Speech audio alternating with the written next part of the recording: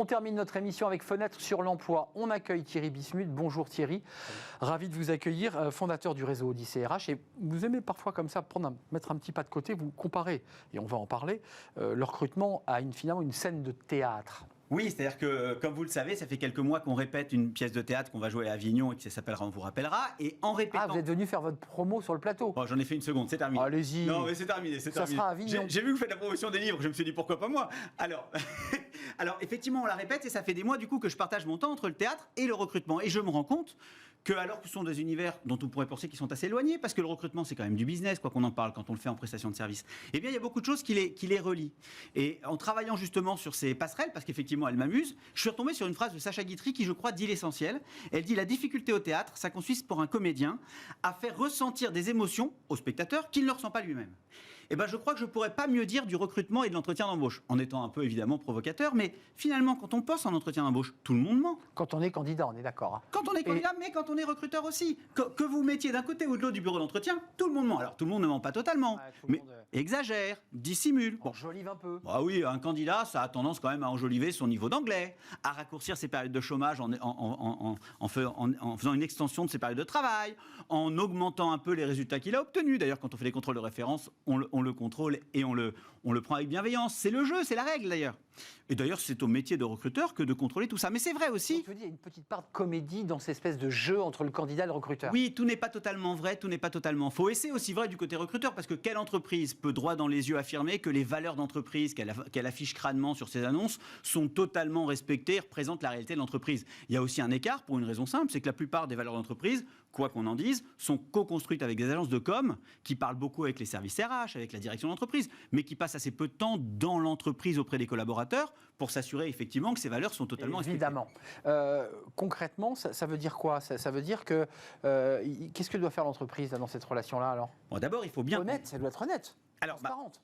Si elle est honnête, c'est un peu comme un joueur de harpe dans un orchestre où il n'y aurait que des cymbales et des trompettes. Si je joue de la harpe et que je suis honnête, dans un monde où tout le monde joue de la trompette, j'aurais beau être le seul à jouer juste, personne ne m'entendra. Donc la tentation est grande quand même de jouer un peu de cymbales ou de trompette puisque tout le monde en joue. Donc il y a ce premier sujet. Participer à cet tintamarre, quoi. À cette surenchère, peut-être, on va dire comme ça. Alors, c'est d'autant plus vrai que plus il y a pénurie de talent, et Dieu sait qu'il y en a en ce moment, plus on est tenté d'aller attirer le rare candidat qu'on a trouvé il y a encore quelques années sur des besoins pénuriques. On trouvait 3, 4, 5 candidats dans la salle d'attente et évidemment on essayait de faire notre mieux pour en convaincre un.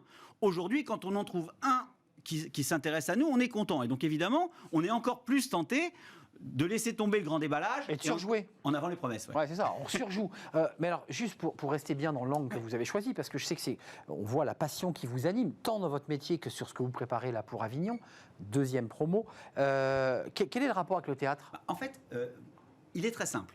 Admettons, et je m'adresse à tous les recruteurs qui nous écoutent et qui nous regardent, admettons que vous soyez, vous recruteurs, dans une salle de spectacle et vous regardez un théâtre, une pièce de théâtre, et que vous voyez que ce théâtre parle par exemple d'une entreprise avec ses valeurs, son recrutement, son quotidien. Eh bien, vous êtes spectateur, mais ça prend pas. Vous n'arrivez pas à vous embarquer dans cette histoire. Vous savez qu'il y a plein de pièces de théâtre, on s'y assoit, et puis des fois on se laisse emmener, et puis des fois on est sur le côté, on n'arrive pas à rentrer dans l'histoire. C'est vrai aussi pour les films d'ailleurs.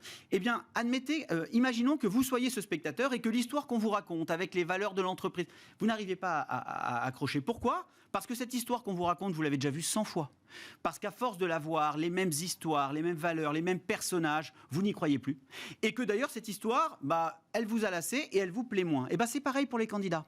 Aujourd'hui, ces promesses d'entreprise, ces valeurs d'entreprise, ces engagements RSE qui sont affichés partout, qui sont annoncés partout. Trop joué, quoi. Ouais, plus personne. C'est usé, quoi. Les candidats n'y croient plus, ils ont besoin qu'on leur démontre tout cela. Et du coup, effectivement, ils restent un peu à côté. Alors, il ne faut pas non plus oublier qu'aucun candidat n'a fait le deuil de son projet personnel. Il ne faut pas croire que pour sauver la planète, tout le monde est prêt à renoncer à ses prétentions personnelles. Donc, eux aussi, les candidats, il faut leur parler de ça. Mais ils ont de plus en plus de mal à croire à ces sujets-là.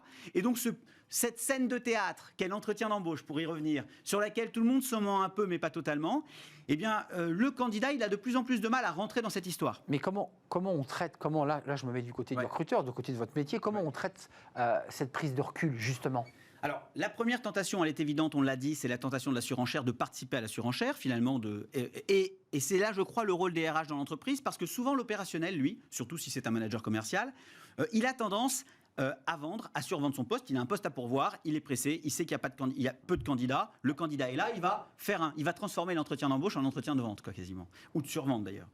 Je crois que c'est le rôle du RH, là, justement, de calmer le jeu. Il n'a pas le même impérieux besoin, le RH, de pouvoir le poste immédiatement. C'est son rôle de prise de recul que d'avoir un moment de vérité avec le candidat, un peu comme dans une pièce burlesque. On peut avoir beaucoup d'humour, beaucoup de comédie, et à un moment, il y a un moment de vérité.